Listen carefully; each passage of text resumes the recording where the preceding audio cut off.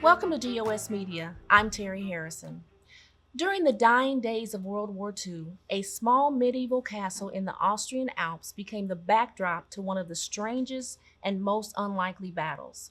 The Nazis had converted the castle into a prison to house a variety of VIP prisoners, including the sister of Charles de Gaulle. The Nazi guards had fled, leaving 14 prisoners free to leave. However, the area was still crawling with radical SS soldiers. Worse, about 150 of those soldiers had been ordered to retake the castle and execute all of the prisoners. In a nearby village, a highly decorated German major learned of the impending massacre and reported it to a nearby U.S. tank battalion. An American captain was able to secure one tank and a few soldiers. With permission of the captain, the German major volunteered for he and his men to help defend the prisoners. The small group of defenders arrived just in time to set up a primitive and hasty defense before the SS soldiers attacked. The battle raged all day, and when the defenders were just about to run out of ammunition, another column of U.S. tanks arrived to save the day. Sadly, the German major who led the charge to protect the French prisoners was killed while trying to move a prisoner to safety. This little-known skirmish within all of the battles of World War II was the only time that Americans and Germans fought side by side. Most importantly, there are many layers to this event than just enemies joining forces. When we think about the battle, there's quite the likelihood that the German major knew some of the SS soldiers he was fighting against. Not just that, if the German major and his men had just remained silent and been prisoners of war, he and his soldiers might have lived to grow old. Especially when you consider that the German soldiers weren't protecting fellow countrymen, they were protecting French citizens once considered their enemies.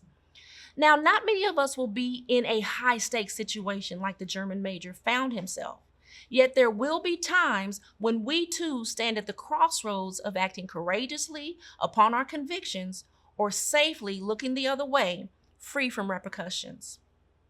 Whether you know it or not, or whether you believe it or not, the truth is, every time we look the other way, a little piece of our conviction dies. And before you know it, our compassion towards others grows numb. And when a little bit of you grows numb, then a little bit of humanity dies. It's hard to believe that there are hundreds of thousands, if not millions, of devastated moms living in anguish from the loss of their murdered child simply because of 3 little words: snitches wear stitches. We pray that the next time you stand at the crossroads of courage or cowardice, speaking or silence, that you remember the story of a German major who lived and died by the truth of today's grain of sugar. There is never a wrong time to do the right thing. Have you found yourself in a wrong time and did the right thing even though you knew it would cause some backlash towards you? If you're comfortable sharing, we would love to hear about it in the comments below. You will inspire someone in the colony to follow. On behalf of GOS Media, thanks for stopping by. If you enjoy our videos, then please like, subscribe, and share with others. If you want to support our work, then become a colony member by joining us on Patreon or grab some merch from our website. Links are pinned below. Once again, thanks for tuning in to Grains of Sugar. I've been your host, Terry Harrison.